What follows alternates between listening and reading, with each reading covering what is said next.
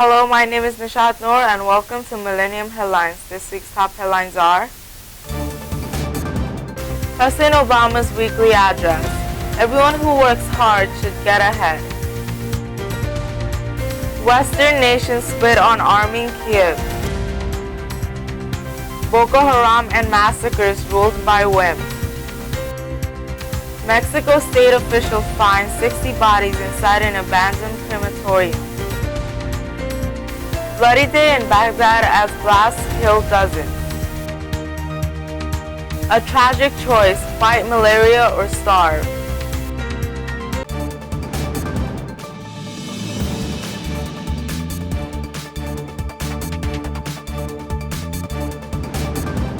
Now the details to this week's top headlines. President Obama highlights the progress our economy has made, with more than 3.1 million jobs created in 2014, the best year for job growth since the late 1990s. America has come a long way, and with the right policies focused on middle-class economics, we can continue to grow our economy into one where those who work hard can get ahead. Hi everybody.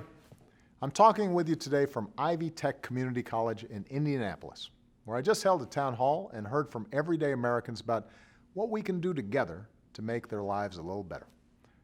This week we got news that confirms what we already know, that our businesses continue to create jobs for hardworking folks all across the country. Last month, America's businesses added another 267,000 jobs. In 2014, our economy created more than 3.1 million jobs in all, the best year for job growth since the late 1990s. All told, over the past 59 months, the private sector has added 11.8 million new jobs, the longest streak on record. And in the single most hopeful sign for middle-class families, wages are rising again. So America's poised for another good year, as long as Washington works to keep this progress going. We have to choose. Will we accept an economy where only a few of us do spectacularly well, or will we build an economy where everyone who works hard can get ahead? Because while we've come a long way, we've got more work to do to make sure that our recovery reaches more Americans, not just those at the top. That's what middle-class economics is all about. The idea that this country does best when everyone gets their fair shot, everyone does their fair share, and everyone plays by the same set of rules. This week, I sent Congress a budget built on middle-class economics. It helps families afford child care, health care, college, paid leave at work, home ownership, and saving for retirement. And it could put thousands of dollars back into the pockets of a working family each year. It helps more Americans learn new skills to earn higher wages, including by making 2 years of community college free for responsible students all across the country. It invests in the research and infrastructure our businesses need to compete and create high-paying jobs. And it pays for this with smart spending cuts and by fixing a tax code that's riddled with special interest loopholes for folks who don't need them, allowing us to offer tax breaks to students and families who do need them. I believe this is where we need to go to give working families more security in a time of constant economic change. And I'll work with anyone, Republican or Democrat, who wants to get to yes on these issues. We won't agree on everything, and that's natural. But we should stop refighting old battles and start working together to help you succeed in the new economy. That's what you elected us to do. Not to turn everything into another Washington food fight, but to have debates that are worthy of this country and to build an economy not just where everyone can share in America's success, but where everyone can contribute to America's success. Thanks, and have a great weekend. They came in the dead of night, their faces covered, riding on motorcycles and in pickup trucks, shouting Allahu Akbar and firing their weapons. They started with the shootings, then came the beheadings, said Hussaini M. Bukhar, 25, who fled after Boko Haram fighters stormed his town in northern Nigeria. They said, "Where are the unbelievers among you?" Women and girls were systematically imprisoned in houses, held until Boko Haram extracted the ones they had chosen for marriage or other purposes. Refugees flocking into the besieged provincial capital describe a grim world of punishment, abduction, and death under Boko Haram in the Islamic quasi-state it has imposed in parts of northern Nigeria. The bodies of 60 men, women, and children have been found piled in an abandoned crematorium in Acapulco. The authorities in Guerrero State said last Friday, but they appear to have been prepared for cremation and then left behind rather than dumped there by drug gangs. The discovery of 60 dead bodies in an abandoned crematorium near a resort town in Mexico is likely linked to neglect rather than drug-related violence, officials said. Authorities made the grisly discovery near Acapulco, Mexico, after residents living near the building complained of a foul smell. What I hope is that this man comes back to fix things, because in truth he never cleaned up. It's always smelt bad. Officials are investigating how and when the people died. We don't have enough elements to charge anyone, the Attorney General said, but the owner of the building needs to come forward. The building is just over 200 kilometers from the town of Iguala, where 43 student teachers were abducted by corrupt police and apparently massacred by gang members. The students' disappearances expose the country's deep problems with impunity and corruption.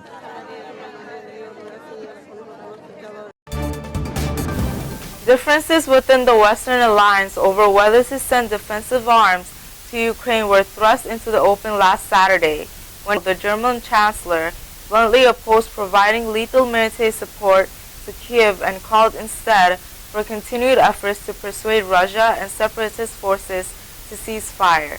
The progress that Ukraine needs cannot be achieved by more weapons, she told Security Conference, and says she spoke of how Western values and persistence won the Cold War. German Chancellor Angela Merkel is set to argue against arming Ukraine in its conflict against the Russian-backed rebels in Washington on Monday in the face of intense U.S. congressional pressure.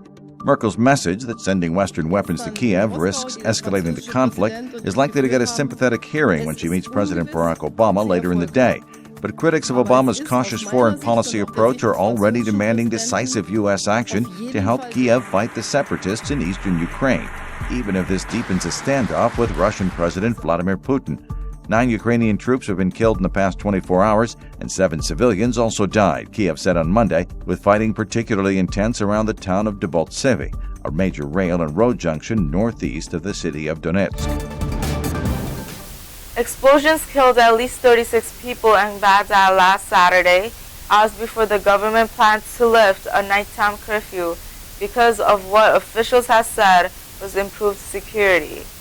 Instead, Baghdad faced one of its bloodiest days in months. By about 2 p.m., blasts from planted devices and explosives set off by a suicide bomber had torn through markets and commercial strips in 3 neighborhoods, according to the Interior Ministry.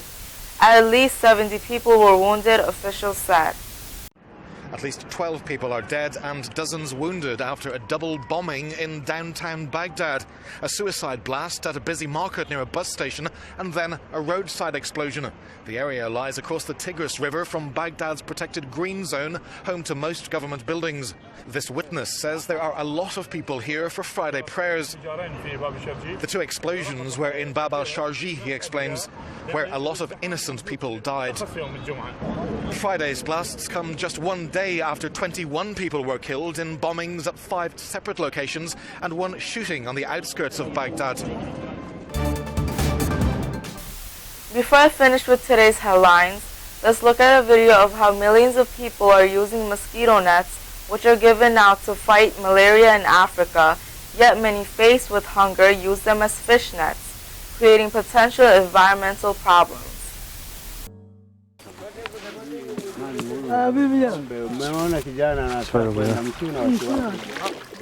It's a big net made out of mosquito nets. I can see it from here. More than 500 million mosquito nets have been distributed around Africa in one of the greatest public health campaigns since the year 2000.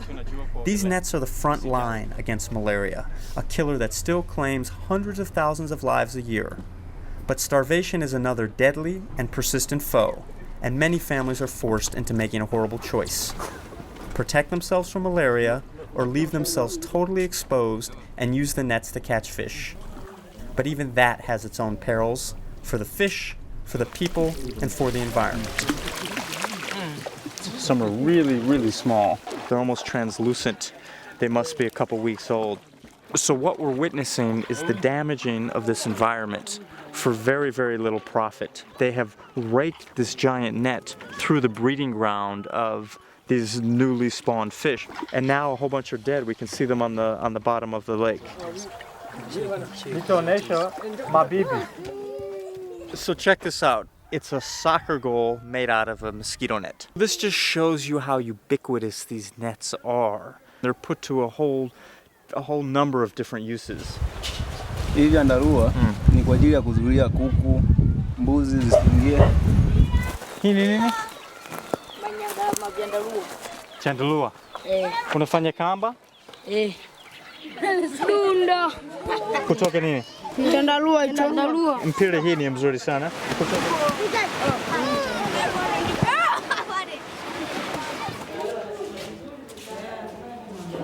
The leading cause of death in this part of Tanzania is malaria. In clinic, only the women are coming. So maybe the women get some education when they get their nets. Yeah. But the guy out in the village? Yeah, can do anything. Some of them, they think that, these European countries introduce some poison through mosquito nets, and they are not want to us to have a child and lead to impotence and so on. And that's why case of malaria annually it increasing. Mosquito nets are helping countless people and saving millions of lives, but there's also some downsides to passing them out without proper education. So nimesikia serikali inasema kutumia hiyo ni mbaya. Ni kweli? Na kujibu. Ndio nakwambia maisha yetu ni magumu. Tunateseka sana. Ndio maana tunajibaiba hivyo tunakuja kutafuta hivyo riziki ili tupate kula. Thank you for watching Millennium Headlines. See you next week.